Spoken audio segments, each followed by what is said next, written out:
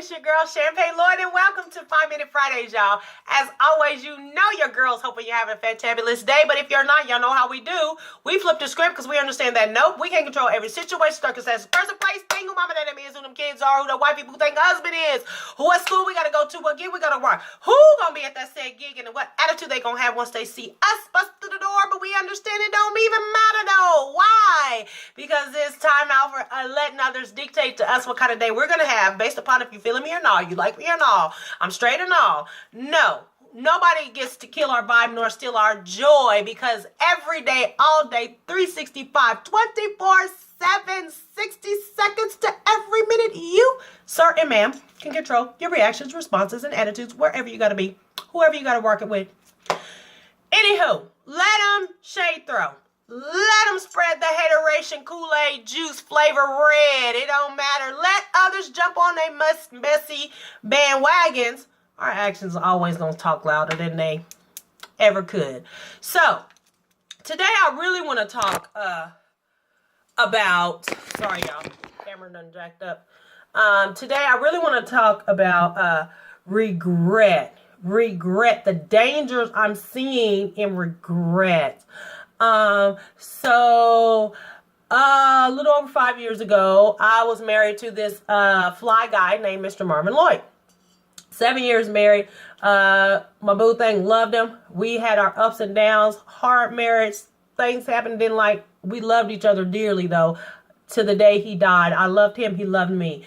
Okay, so fast forward to Thanksgiving, about 5 years ago. Best Thanksgiving we ever had. I mean, your girl went out. I was Martha Stewart Jr., y'all. Y'all don't understand how I went out. I mean, I decorated. I mean, we dressed for the... It was just a wonderful, wonderful Thanksgiving. Kids, you know, dropping off the kids or whatever.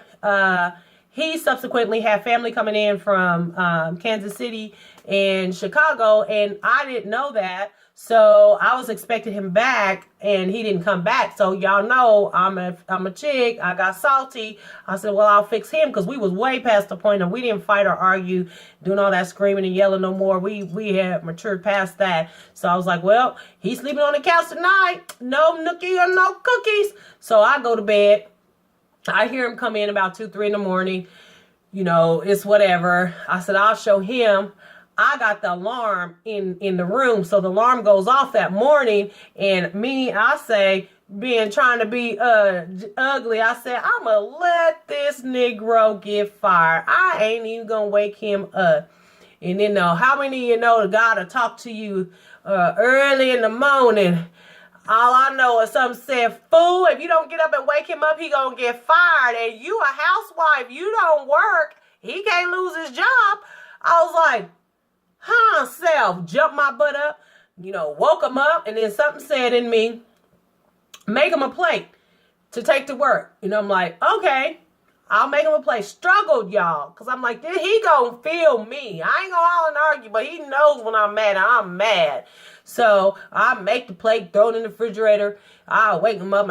On my way back to the room, I say, I made you a plate that's in the refrigerator for lunch today. I'm, sashaying in the room, trying to walk off like a boss. And then something said, give him a kiss.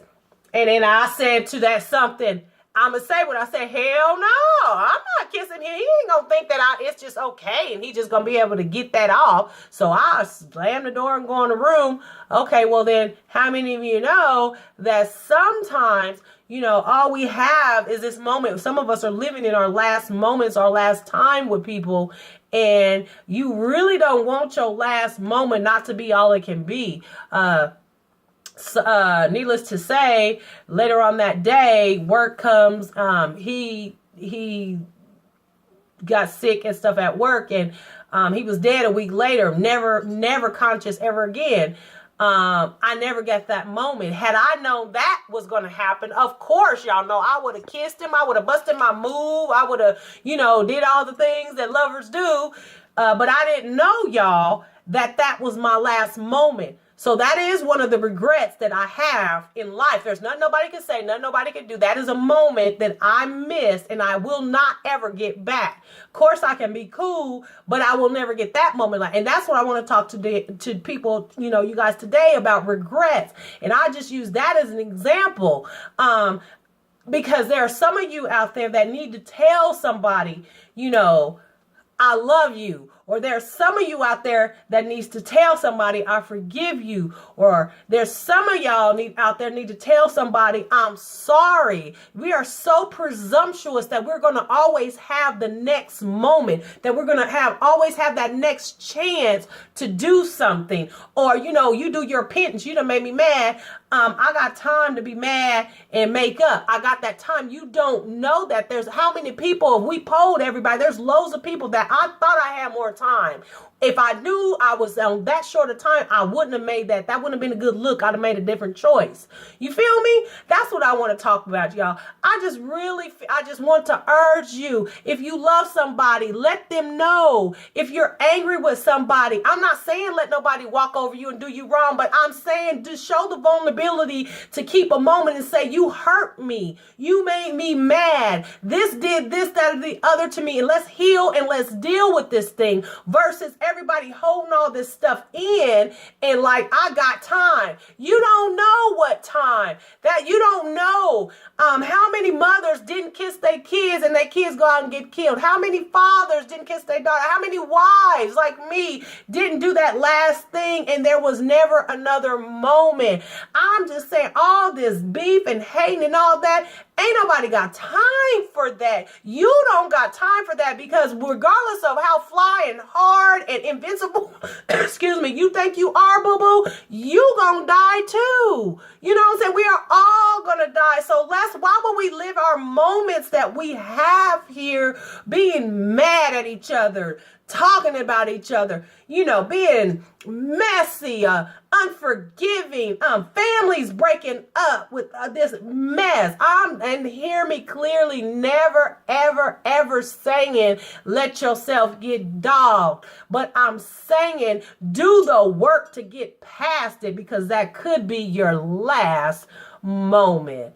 I'm telling y'all, if you got fellas, if you got a chick out there that you digging, you let that girl know. Ladies, if you got to do that, then let that brother know. Explore the possibilities. You got something you want to do? You better start doing it. You got somewhere you want to go?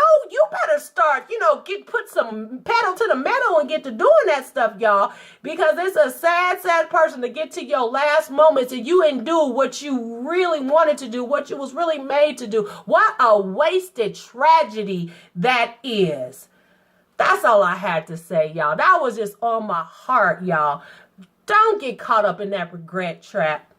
Regret is the biggest thief that I know. And I don't want you to experience it. Love y'all. Your girl's praying for you. Got your back. Want you to win. Get out here and do the things y'all want to do this weekend. Start doing that stuff. Forget all the baggage and the mess. Do you, boo-boo, for real. Peace.